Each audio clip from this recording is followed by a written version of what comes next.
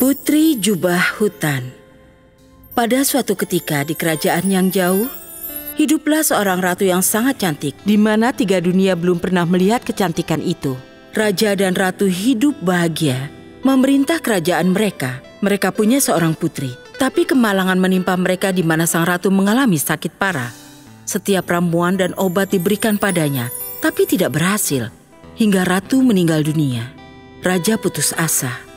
Keinginan terakhir ratu adalah agar raja menemukan seseorang yang secantik dirinya untuk dijadikan ratu. Aku tidak akan pernah menemukan penggantimu, tapi aku setuju.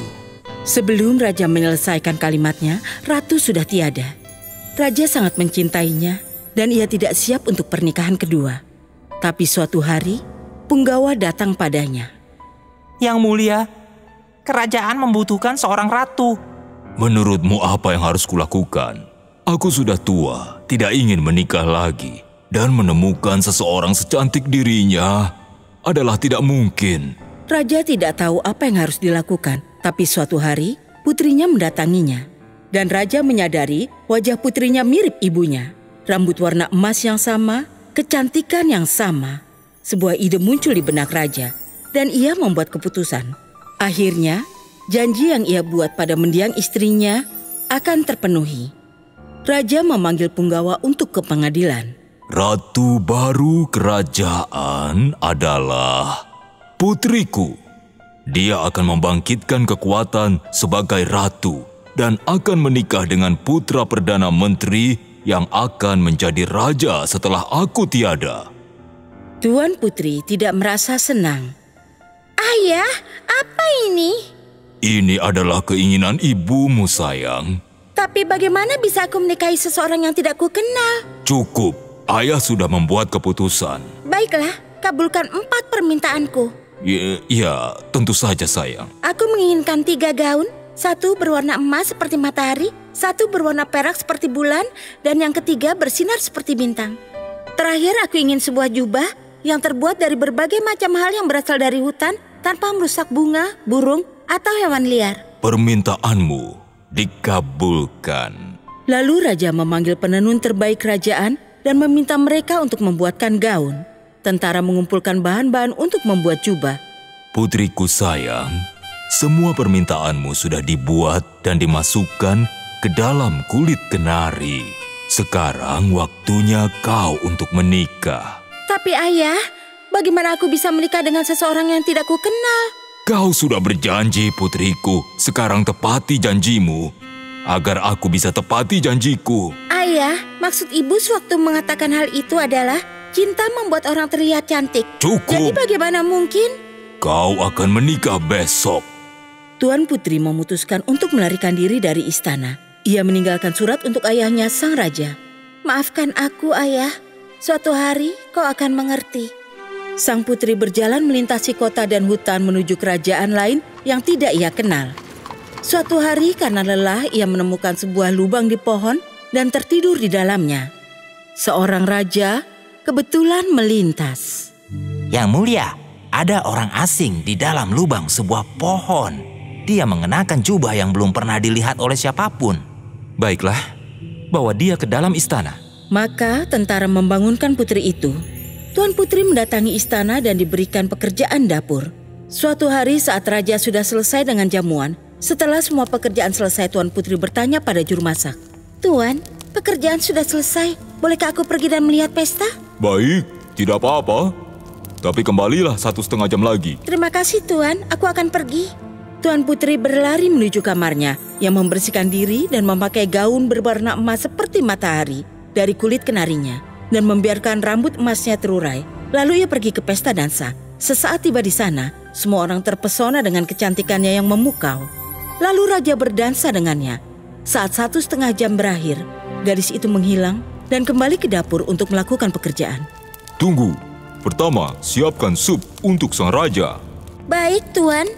Lalu Tuan Putri menyiapkan sup untuk sang raja. Ia juga meletakkan cincin emasnya ke dalam mangkuk, menyiapkan sup dan menyajikannya. Raja lalu memanggil juru masak. Apa kau yang membuat sup ini? Ini sudah jelas bukan sup yang biasa kau buat. Karena sup ini rasanya lebih enak dibanding semua sup yang pernah kucoba. Ini berasal dari dapurku, tapi kurasa gadis itu yang membuatnya. Saat raja selesai makan sup, ia menemukan cincin emas di bagian bawah mangkuk. Maka juru masak memanggil Tuan Putri dan raja menunjukkan padanya cincin itu. Apakah ini milikmu? Bagaimana mungkin gadis miskin pekerja dapur memiliki cincin seperti itu, Yang Mulia? Kau mengingatkanku pada seseorang yang kutemui di pesta dansa. Sup buatanmu sangat lezat. Terima kasih. Dengan senang hati, Yang Mulia.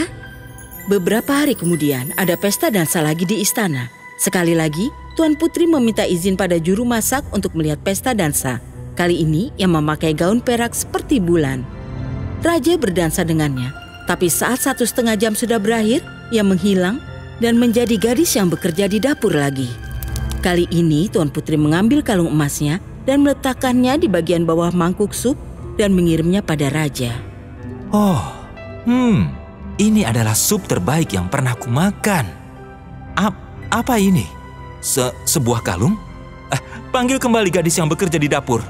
Saat Tuan Putri tiba, apakah ini milikmu, Nona? Bagaimana mungkin gadis pekerja dapur memiliki kalung seperti itu? Raja tidak dapat menjawab, tapi penasaran dengan gadis yang bekerja di dapur dan wanita yang ia temui di pesta dansa. Jadi saat pesta dansa selanjutnya tiba, ia memutuskan akan mencari tahu kebenarannya. Karena ia sama sekali tidak mengenali kemiripan kedua gadis itu. Tuan, semua pekerjaan di sini sudah selesai. Bolehkah aku pergi dan melihat pesta dansa? Ya, baiklah. Tuan Putri mengenakan gaunnya yang bersinar seperti bintang dan pergi ke pesta dansa. Raja berdansa dengannya dan memasangkan cincin yang ia temukan pertama kali dalam sup ke jari sang putri. Tuan Putri tidak menyadari hal itu. Raja memaksa Tuan Putri untuk tinggal lebih lama. Ia sudah terlambat dan waktu sudah berjalan 1,5 jam. Gadis itu menghilang. Karena terlambat, ia tidak punya waktu untuk memperhatikan cincin yang ada di tangannya. Hal yang sama terjadi juga kali ini. Ia meletakkan gelang emasnya ke dalam sup dan menyajikannya pada raja. Raja memanggil Tuan Putri lagi.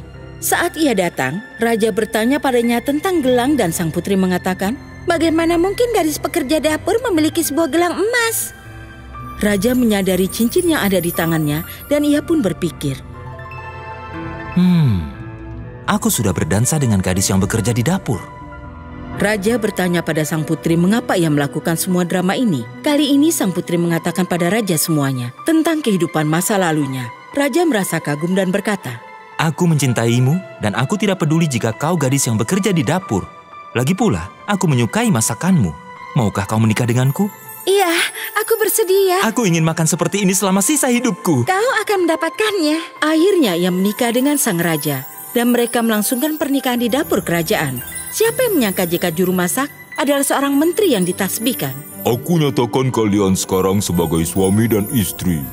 Ayah sang putri juga hadir pada pernikahan dan menyiapkan semua makanan penutup dan membuat semuanya dari awal. Dan pasangan itu hidup bahagia selamanya. Selesai. Jika Anda menyukai cerita ini, tekan suka dan langganan channel kami. Tekan tombol like on untuk mendapat informasi terbaru dan jangan lupa untuk berkomentar.